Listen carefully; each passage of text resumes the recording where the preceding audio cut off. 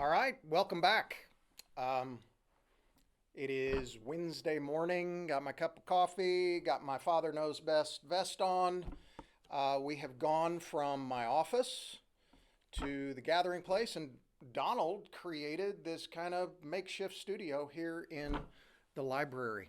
Um, with all this time you have together as families, let me just throw out a suggestion.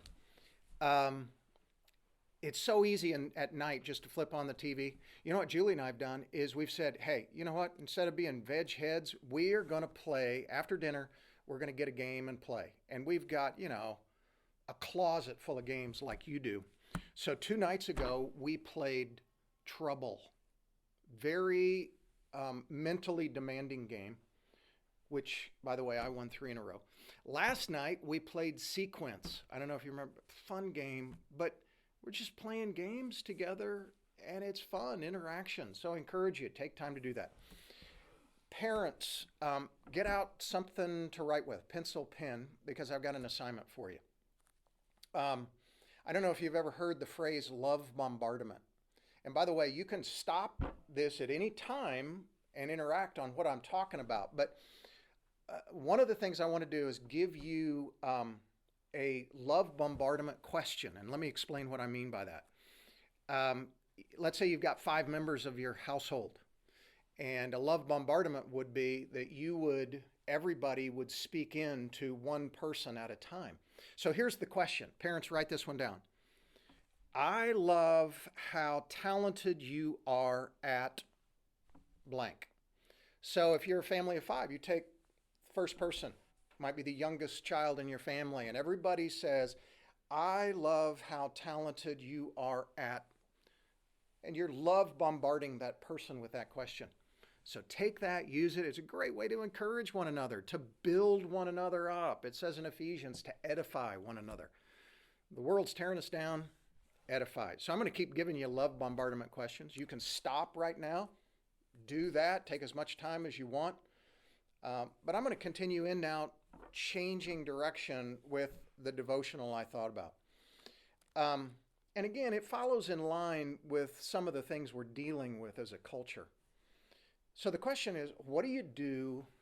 How do you live amongst a people that is prone to worry, that's prone to be anxious? Obviously during this time, we need to be wise. We need to be prudent. We need to do everything we can to take every precaution necessary to reflect wisdom. But worry has never done anybody any favors. Listen to the words in Proverbs chapter 24, verse 10. It says, if you are slack in the day of distress, your strength is limited. Another version says that I was looking at, if you are faint in the day of adversity, well, your strength is small, your strength is limited. So basically what it's saying, there's a word that's synonymous with slack and faint, and it's worry. So if you are worrying in the day of adversity, what that does, it's really a test to show, it's a verification that our strength is small. Classic Corrie ten Boom quote. You know the story of Corrie ten Boom, where she was, her and her sister and her parents in their clock shop in Europe were keeping Jews safe from the Holocaust. And they were arrested, sent to Ravensbrück concentration camp. And she writes this, she says, worry doesn't empty tomorrow of its sorrows. It empties today of its strength. Let me say it again. Worry doesn't empty tomorrow of its sorrows. It empties today of its strength. Today, the world, more than any other time, needs believers who aren't worrying, who know where they're going, know what they're going to do, know how they're going to get there, who are confident in who they represent. If you don't worry, you think about it, people will stand up and take note and say, what do you know that I don't know? There's an old statistic around that I don't know how to verify this, but it said that 90% of the things we worry about never happen. Well, that's probably pretty accurate, isn't it? 90% of the things we worry about never even happen. I was listening to Todd Wagner, pastor at Watermark Church in Dallas, and he said this. He said, a person in a tough situation that doesn't worry is better off than a person that worries. And as I read that, I thought I wanted to add something. A person in a tough situation that doesn't worry is better off than a person that worries about potential tough situations that never happen. Jesus has a lot to say to us about worry. And one of the passages that comes to mind is Jesus tells us through the words of the Apostle Paul, because the Apostle Paul these are words that God has breathed into him. So Jesus tells us through the Apostle Paul to substitute the time that we are worrying, well, in time of prayer. Listen to Philippians chapter 4, verse 6.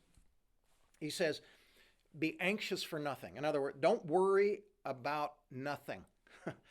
But in everything, by prayer and supplication with thanksgiving, let your requests be made known to God. You know, I think the energy we spend in worrying, well, we could be praying. We could spend that energy in praying. And I know that's one of those things, prayer is one of the hardest things imaginable, especially as a family. And maybe you've never done it together as a family, and if you have, it feels a little awkward. You know, my way of thinking, if you're going to worry, spend that time praying instead of worrying. And let me give you some tidbits as you learn to pray as a family. Don't pray that, oh God, get us out of this situation. God is eventually going to get us through this. Don't pray that, oh, I hope it's over quick. Don't pray that my inconveniences would be limited. Don't pray selfish prayers. But ask yourself the question, how does God want to use our family during this? God wants to use you in somebody else's life during this time. Maybe pray, who can we serve? God, bring to mind people that our family can serve. Maybe somebody elderly in the community that's a shut-in. What can you do for them? You know, you're more creative than I am. Another question to ask in the midst of this is, God, what do you want to teach me? You know, these are great discussion questions. I would encourage you as a family to discuss these. How do you want to use our family? Discuss it. How should we be used during this time? And just open it up for discussion. Who can we serve? Again, great discussion question for your family. Then what do you think God wants to teach us? Then after you've discussed that, then pray. Pray, God, how do you want to use our family? How can we serve? What do you want to teach me? And here's the toughest one of all.